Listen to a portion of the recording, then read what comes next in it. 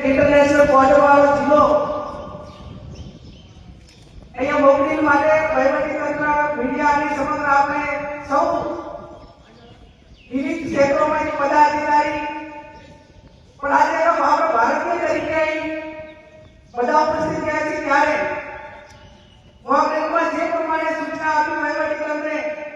એનું વહીવટી તંત્ર હોય આપણે સૌ નાગરિકો હોય પદાધિકારી હોય એ સંપૂર્ણ રીતે એનું પાલન કરે જાતિ કરીને પહેલગામ ઘટના બની અને નિર્દોષ લોકો પર આતંકવાદીઓએ હુમલો કરીને જે એક આપણા સ્વાભિમાન ઉપર એક ચોટ લગાડીને જે હુમલો કર્યો એના માટે સમગ્ર દેશ એક સાથે થઈને આતંકવાદીઓનો ખાત્મો કરે અને ભારત એ સ્વનિર્ભર છે પોતાના દેશના સંરક્ષણ માટે અને પ્રોટેક્શન માટે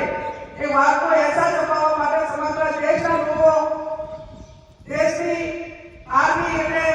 સેના ઉપર અને વર્તમાન સરકારને સમગ્ર વહીવટી તંત્ર ઉપર અપેક્ષા રાખી ત્યારે ગઈ રાત્રે ભારતીય સેનાએ પાકિસ્તાનમાં જે આતંકવાદીઓનો બંકર હોય છે જે આપણા તાલીમ કેન્દ્રો હોય એના ઉપર હુમલો કરીને એને તોડીને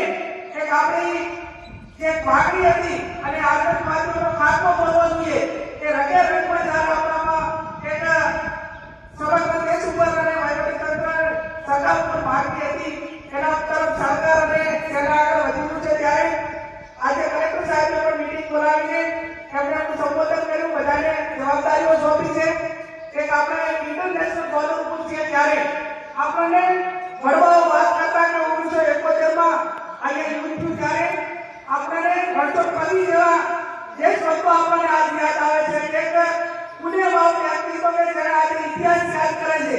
આખું આપણું ભારતના બીએસએફના કે રણના જે સૈનિકો હતા એમને પાકિસ્તાનમાં કયા રસ્તે જવું એ બતાવીને પણ આપણને ભારતના સૈનિકોને મદદ કરી હતી એટલા માટે કરીને આપણે આજે પણ 1950ને યાદ કરીએ છીએ આપણને જ્યારે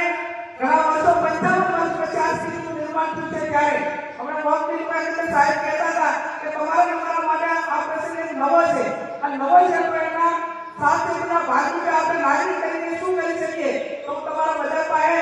એક પ્રજાના પ્રતિનિધિ તરીકે ભારતીય તરીકે અપેક્ષા રાખું કે વહીવટી તંત્ર જે પ્રમાણેની સૂચનાઓ આપે એનું પાલન કરીએ કોઈ એના વોટ્સએપ કે અન્ય રીતે અફવાઓથી દૂર રહીએ અને એટલા ભયભીત પણ ન થઈએ જેથી કરીને જે થોડી એને કહેવાય જે ઓછી એના મનોબળવાળા લોકોને કોઈ રીતે અસર ન થાય એ પ્રમાણેની અફવાઓથી પણ થોડા ઘણા દૂર રહીને વહીવટી તંત્રને સંપૂર્ણ રીતે સહકાર આપીએ આપ સૌએ ઉપસ્થિત રહીને આપણને પણ એક આવો લાવો મળ્યો ખરેખર કઈ રીતે યુદ્ધ પહેલા અને થાય ચાલુ ખરેખર હમણાં સાહેબ કહેતા હતા કે 1971 માં થયું એ ટાઈમે વાર્ષિક રીતે હુમલો કરી દીધો તોય ખબર ના પડી આપણે અત્યારે હમણાં જોયું કે તમે બધા અંદર તો આપણે અમને કઈ લાગતું કે કદાચ એ લોકોએ હુમલો કર્યો હોય તો પણ આપણને ખબર ના પડે કે કઈ સ્થિતિનું નિર્માણ થયું છે એટલે આ પ્રમાણે જ્યારે વહીવટી તંત્રને અગાઉ કીધું પ્રમાણે સંપૂર્ણ રીતે સજ્જ છે આપણને બધાને પરિસ્થિતિ વાક્ય કર્યા છે બીએસએફના જવાનો પણ અહીંયા આપણે સાથે જ છે તો આપણે સૌ એમને મદદ કરીને આપણી ભારતીય તરીકેની આપણી ભૂમિકા છે નાગરિક તરીકેની ભૂમિકા છે એ અદા કરવામાં સૌ આગળ આવીએ ભારત માતાની જય